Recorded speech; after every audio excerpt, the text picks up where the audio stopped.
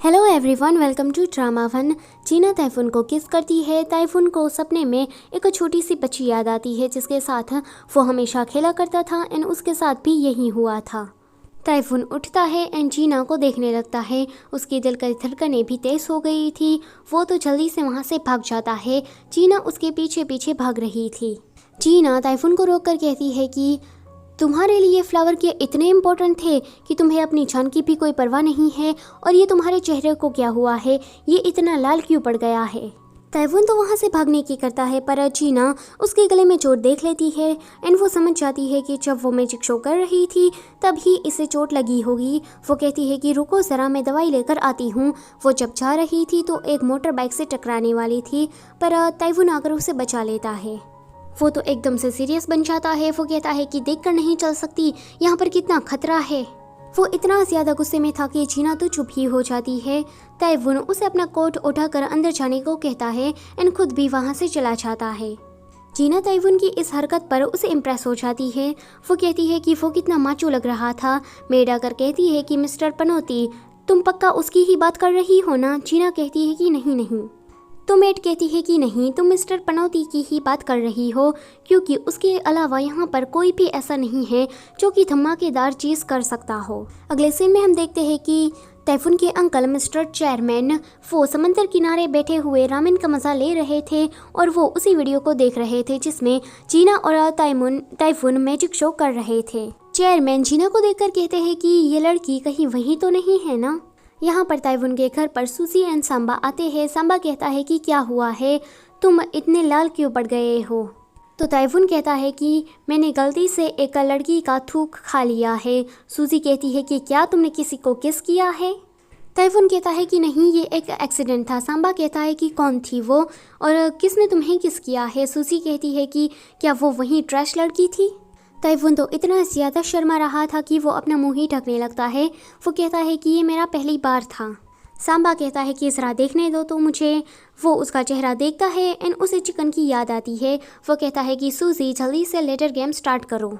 फिर ये सारे लोग लेडर गेम खेलने लगते हैं जहाँ पर सांबा हार जाता है एंड चिकन की कॉस्ट्यूम जो कि वो ताइफून को पहनाना चाहता था अब उसे ही पहननी पड़ती है और वो भी 2 घंटे के लिए, क्योंकि वो हार गया था। ताइफून को याद आता है कि उसका MP3 प्लेयर तो पार्टी वाली जगह पर ही रह गया है, इसलिए वो भागते हुए उसको लेने के लिए जाता है। यहाँ पर जीना मासूक से बातें कर रही थी एंड उसे वहीं बोतल मिल जाती है जिसमें लैक्सेटिव मिलाया हुआ था एंड वो सारा कारनामा समझ जाती है। कॉल कट हो जाने के बाद वो ताइफून के MP3 प्लेयर को देखती है। वो उसे देखकर कहती है कि इस ज़माने में भी ऐसी चीज़ कोई यूज़ करता होगा। ताइफून आकर देखता है कि जीना उसके MP3 प्लेयर में से गाने सुन रही है, इसलिए वो उसे डिस्टर्ब नहीं करता एंड उसे दूर से ही देखने लगता है। पर जब डायरेक्टर कांग वहाँ आने लगते हैं तो ताइफून छुप जाता है। डायरेक्टर कांग जीना के पास आकर कहता है कि क्या ये तुम्हारा है। तो जीना कहती है कि नहीं। फिर वो कहती है कि क्या आपने मेरी परफॉर्मेंस देखी थी। तो डायरेक्टर कांग कहता है कि हाँ, मैंने टीवी के ज़रिए देखी थी।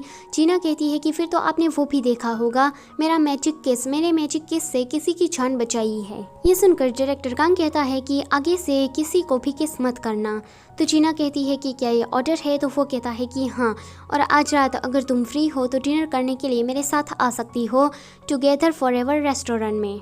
ये सुनकर तो जीना काफ़ी ज़्यादा शर्माने लगती है। उसके जाने के बाद ताइफून आता है एंड अपना MP3 प्लेयर लेकर जाने लगता है। जीना वॉशरूम में आकर काफ़ी ज़्यादा शर्मा रही थी एंड अपने मन में ही ख्याली पुलाव बनाने लगती है। ताइफून जब सुपरमार्केट जाता है तो उसे बस जीना जीना ही सुनाई दे रहा था।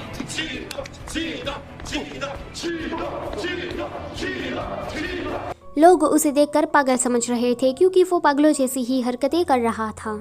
जीना रात में मस्त तैयार होकर रेस्टोरेंट में खाना खाने के लिए जाती है पर वो देखती है कि यहाँ पर तो उसका पूरा स्टाफ आया है। वो तो शॉक हो जाती है। डायरेक्टर कांग कहता है कि क्यों, तुम्हें ऐसा लगा कि हम दोनों ही सिर्फ यहाँ आने वाले हैं। तो जीना कहती है कि नहीं, मैं ऐसा कैसे सोच सकती हूँ।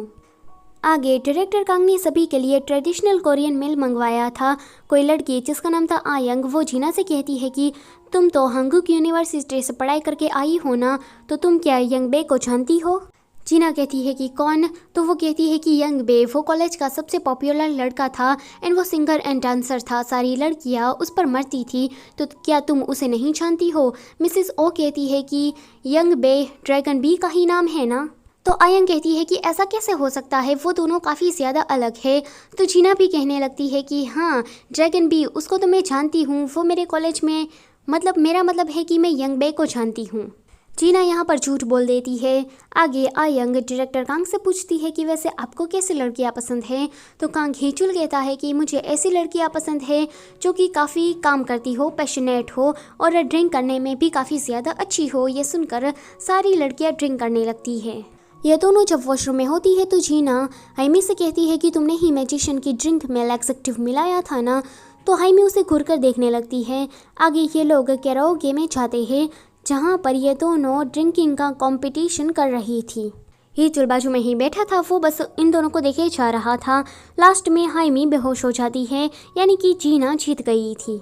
ये सारे लोग फिर से लेडर गेम खेल रहे थे एंड इस बार ताइवुन हार जाता है तो उसे एक बेर की कॉस्ट्यूम पहनकर बाहर जाना था। ये सारे लोग भी घर जाने के लिए रेडी थे। डायरेक्टर कांग कहते हैं जीना से कि क्या मैं तुम्हें घर पर छोड़ दूँ? तो जीना मना करने वाली थी पर हाइमी आकर उसकी कार में बैठ जाती है, तो जीना को ये देखकर काफ़ी ज़्यादा बुरा लगता है। डायरेक्टर कांग के जाने के बाद जीना उल्टी बस करने ही वाली थी। आगे वो रास्ते में ऐसे ही घूम रही थी। एक अंकल जैसा लड़का कहता है कि ओए आंटी, अगर इतना हैंडल नहीं कर सकती तो इतनी पीती ही क्यों हो? जीना कहती है कि तू आंटी किसे बोल रहा है? जीना रास्ते से गिरने वाली थी पर ताइवुन आकर उसे पकड़ लेता है। जीना कहती है कि तुम तो एक भालू हो। वो उसे बात करने लगती है कि पता है, बचपन में मैं भी एक ऐसे ही भालू को देखना चाहती थी। मैं अम्यूज़मेंट पार्क जाना चाहती थी पर हम लोग काफ़ी गरीब थे, इसलिए मैं कभी भी अम्यूज़मेंट पार्क नहीं जा पाई और मैं दूसरी लड़कियों को देखकर चला करती थी कि वो लोग कितने मज़े से अपनी फैमिली के साथ अम्यूज़मेंट पार्क में जाते हैं। आगे वो ताइफून के साथ गेम जोन में जाती है इन काफ़ी सारे गेम्स उसके साथ खेलती है। डायरेक्टर कांग हाइमी को लेकर हन रिवर पर आया था। वो कहता है कि लगता है कि अब तुम सोबर हो गई हो, तो मैं तुम्हें घर छोड़कर आता हूँ क्योंकि मैं नहीं चाहता कि तुम्हें डैड तुम्हारी इस हालत में देखे। तो हाइमी कहती है कि थैंक यू। आगे ये दोनों रेस्टोरेंट में बैठे थे। जीना ताइफून को अपने दिल की बात बता रही थी। वो कहती है कि पता नहीं पर तुम मुझे काफ़ी ज़्यादा अच्छे लगे। तुम तो हमेशा ही पर्वतों पर रहते हो ना, पर मैं ओशन साइड रहती थी, वहाँ पर रहना मुझे बिल्कुल भी पसंद नहीं था। मेरे डैड का बिजनेस जब बैंकरप्ट हो गया था तो मजबूरन हमें वहाँ पर रहने के लिए जाना पड़ा था, हमारे होम टाउन में। मछली की स्मेल बिल्कुल भी मुझे पसंद नहीं थी पर क्या कर सकते थे।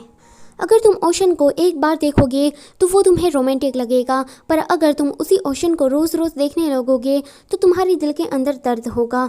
हर वक्त बस सेम ही नज़ारा। ये चीज़ हमेशा ये दिखाती है कि तुम्हारी ज़िंदगी कभी भी नहीं बदलने वाली, तुम चाहे कितनी भी मेहनत क्यों ना कर लो।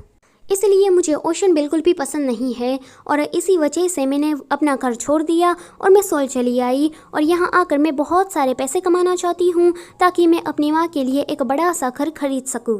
ताइवुन उसकी बातों को ध्यान से सुन रहा था। जीना जब बेहोश होने वाली थी तो ताइवुन उसे अपना कंधा भी देता है। आगे ये दोनों रास्ते में बैठे थे बेंच पर। वो एक ट्रॉली देखता है तो जीना को उसमें सुला देता है। उसको ठंड ना लगे इसलिए वो उसे पेपर से कवर भी कर देता है एंड वहाँ से चला जाता है। अगले दिन जीना कचरे के साथ कहीं जा रही थी।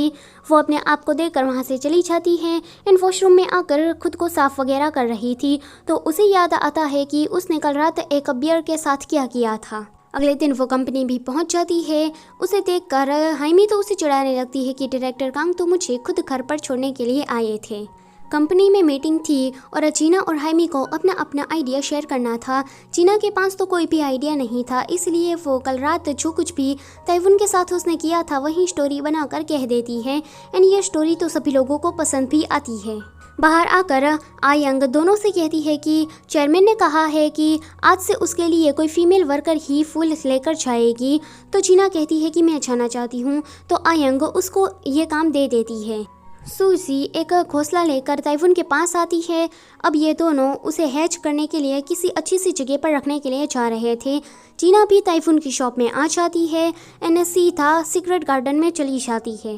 जीना ये नज़ारा देख लेती है। ताइफून ये कह रहा था कि तुमने जितना सोचा था उससे ये काफ़ी बड़ा है ना। ये सुनकर तो चीना टाइफून को एक ज़ोर से मुक्का ही मार देती है। एंड ये वाला एपिसोड होता है यहीं पर ही ख़त्म। Don't forget to like share and subscribe. Thank you for watching.